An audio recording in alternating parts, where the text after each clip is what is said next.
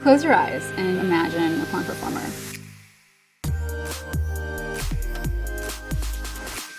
Blonde, platinum blonde hair. They're blonde, they're cis, Doe-eyed, big boobs, huge implants, they're straight, or we see them doing a lot of straight scenes, blue eyes, tiny little waist, youngish. like a Barbie doll look. A lot of times, like, they'll call it girl next door, and I clearly don't look that way.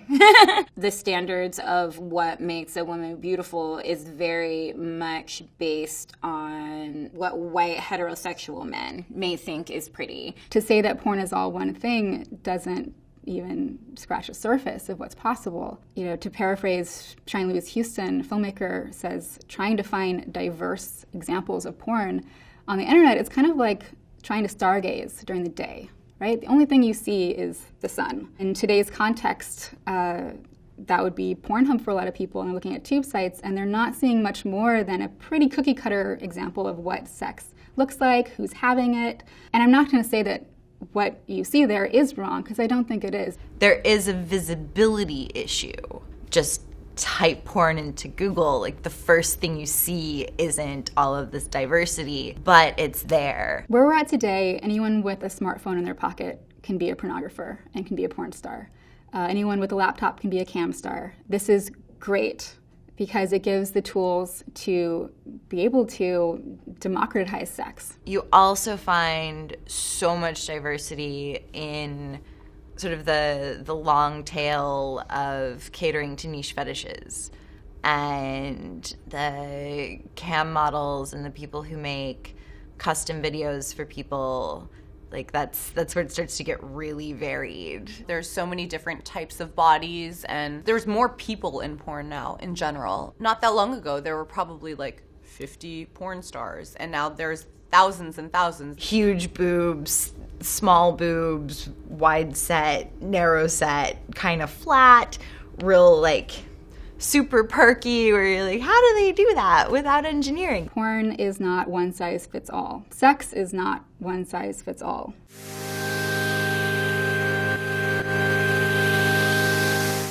There is a very stark difference in the way that, like, white female performers get fetishized. Even just, like, looking online and looking on Pornhub and seeing how, like, Black women are marketed versus how white women are marketed. A white female performer is like, sexy little teen princess gets like the best dick of her life. And then like for like a Black woman, it's just like ghetto ass hoe gets pounded by a cock. Like it's just like really, and it's just like, okay, why is it necessary that in order for me to be sexualized that I have to be either brutalized or like be put in a position where I am very clearly subservient? Why is it that I have to be marketed in like a more of a demeaning way in order for it to be sexy? While I got really lucky, I think it ends up being a disadvantage to be a woman of color in porn. It's definitely predominantly a white industry. Most of the really successful porn stars are white.